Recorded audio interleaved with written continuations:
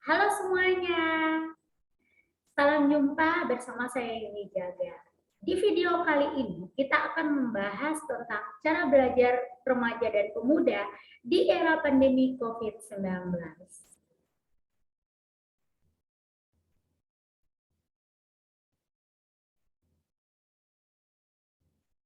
Lalu, siapa itu remaja?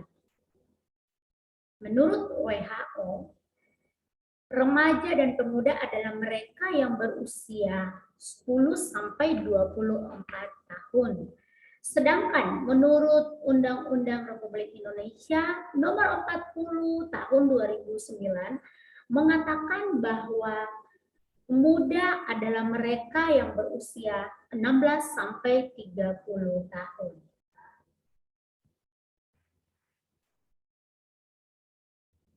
Selanjutnya adalah pengertian belajar. Seperti yang kita ketahui bersama bahwa belajar adalah berusaha untuk mendapatkan atau memperoleh kepandaian atau ilmu. Pengertian ini sesuai dengan Kamus Besar Bahasa Indonesia. Sedangkan cara belajar berbicara tentang usaha untuk atau proses untuk memperoleh pengetahuan atau ilmu tersebut.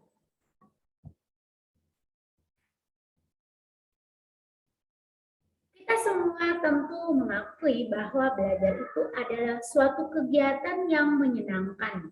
Selama ini, sepanjang yang kita ketahui bahwa belajar sering kita lakukan, baik itu di ruangan maupun di luar ruangan, khususnya para remaja dan pemuda.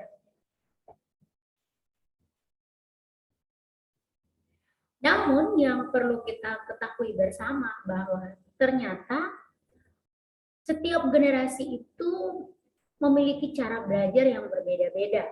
Mulai dari generasi baby boomers hingga generasi alpha. Generasi baby boomers ini adalah mereka yang lahir pada tahun 1943 sampai tahun 1964. Cara belajar generasi ini adalah kompetitif dan juga pekerja keras. Kemudian ada generasi X. Generasi X ini adalah mereka yang lahir sekitar tahun 1965 sampai tahun 1980. Di generasi ini teknologi sudah mulai berkembang, namun cara belajar mereka pun masih mengikuti pola generasi baby boomers, yaitu kompetitif dan pekerja keras. Selanjutnya ada yang disebut sebagai generasi Y atau generasi milenial. Generasi Y atau generasi milenial ini adalah mereka yang lahir pada tahun 1981 sampai pada tahun 1994. Dan di generasi Y ini lahir dan tumbuh di mana segala perubahan terjadi serta teknologi sudah mulai berkembang pesat. Dan kita melihat bahwa generasi Y lebih menyadari akan perubahan dan juga perbedaan dibandingkan dengan generasi sebelumnya. Sehingga baby boomers menilai bahwa generasi milenial atau generasi Y ini adalah generasi yang suka bersenang-senang dan tidak konsisten. Namun yang perlu kita garis bawahi, justru di generasi Y ini atau generasi milenial inilah yang memiliki banyak potensi dan punya pengaruh baik di bidang teknologi maupun pendidikan. Kemudian ada generasi Z. Generasi Z ini mereka yang lahir tahun 1995 sampai tahun 2010. Generasi Z ini adalah generasi yang familiar dengan teknologi karena memang mereka bertumbuh, mereka berkembang saat teknologi juga sudah berkembang dengan pesat. Jadi tidak heran jika cara belajar mereka itu sangat bergantung pada yang namanya gadget. Dan kemudian ada generasi alpha. Generasi alpha ini adalah generasi yang lahir pada tahun 2010 ke atas. Mereka juga sama dengan generasi Z yang sangat bergantung dengan gadget. Namun di generasi alpha ini belum benar-benar terlihat karakter mereka seperti apa. Dan yang pasti mereka juga adalah generasi yang seterusnya akan mengalami perubahan dan terus mengikuti perkembangan teknologi yang ada.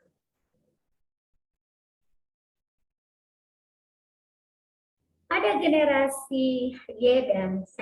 Mereka ini adalah generasi yang menyukai kebersamaan. Mereka suka melakukan pekerjaan atau tugas secara bersama-sama. Dan itu adalah cara belajar mereka yang menyenangkan. Dan hal lainnya yang membuat cara mereka ini sangat menyenangkan dengan adanya bantuan atau dukungan teknologi. Seperti di era saat ini.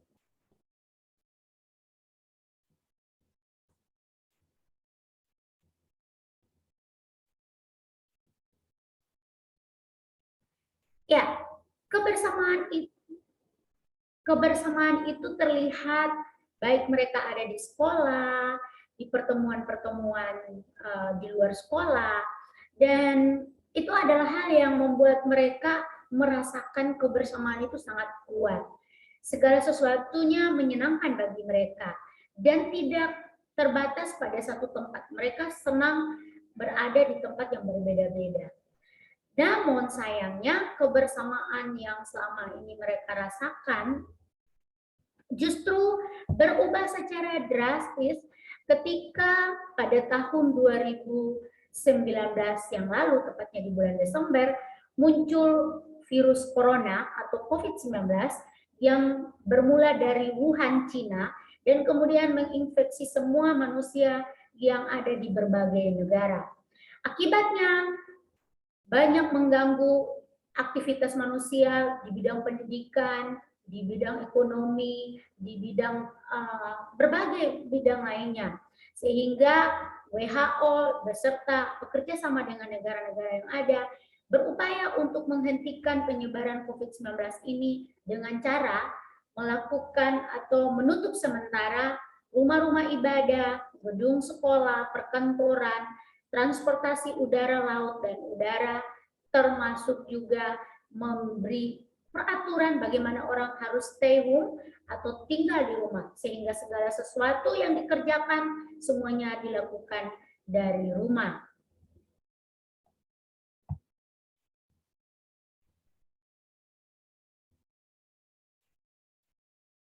Dan bukan hanya itu, akibat pandemi COVID-19, setiap orang wajib hukumnya menggunakan masker, menjaga jarak, mencuci tangan dengan sabun. Dengan demikian, kita sudah dibawa dalam sebuah situasi yang kita sebut dengan new normal. Dan di dalam kondisi atau keadaan new normal ini, kita semua melakukan kegiatan secara online dengan dibantu teknologi atau internet yang ada. Bukan tanpa alasan, hal itu diambil oleh WHO dan juga negara-negara di dunia, termasuk di Indonesia. Karena kita lihat pandemi COVID-19 yang lalu begitu banyak memakan korban, banyak orang yang meninggal dan juga membuat ekonomi terganggu dan aktivitas manusia menjadi terhambat.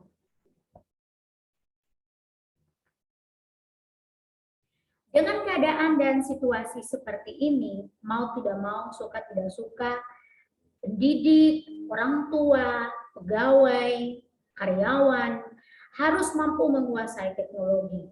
Karena segala sesuatu dikerjakan dari rumah, maka kita semua harus bisa menguasai teknologi dan menggunakan teknologi dengan bijak. Akhirnya semua orang terhubung, terkoneksi melalui yang namanya internet. Namun sayangnya, kemudahan-kemudahan itu memang paling banyak dinikmati oleh masyarakat kota. Sementara pemuda remaja di daerah-daerah masih banyak yang tidak bisa dijangkau dengan internet dan juga dengan listrik.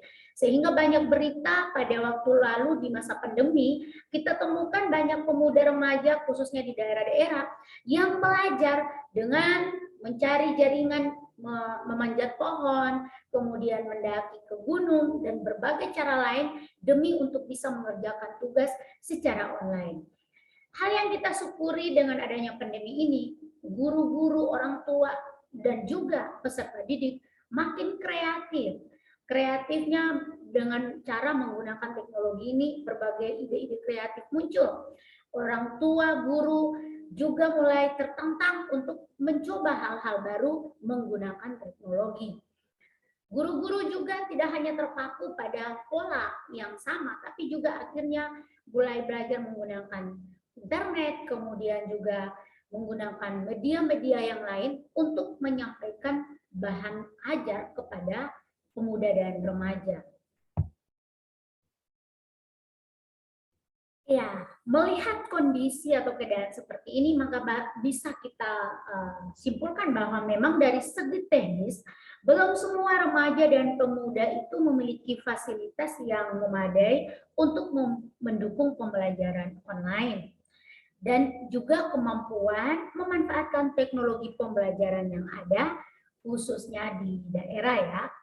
Namun dari segi ilmu pengetahuan, seperti yang saya katakan tadi, bahwa remaja dan pemuda, termasuk orang tua dan guru, tertantang untuk menguasai teknologi dan mencoba hal-hal baru. Cara belajar pemuda dan remaja yang selama ini hanya berpusat di sekolah atau dalam gedung, namun sejak pandemi itu menjadi berubah drastis, mereka bisa belajar di mana saja, dengan siapa saja, kapan saja, dan bisa secara bebas mencari informasi dari berbagai sumber terkait dengan pembelajaran yang mereka dapatkan, tentu melalui bantuan atau koneksi internet.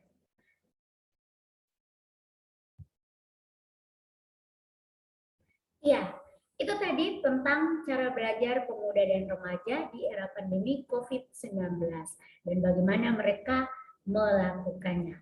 Saya berharap melalui video ini bisa bermanfaat untuk semuanya. Terima kasih sudah menyaksikan video ini. Jangan lupa like, komen, dan subscribe.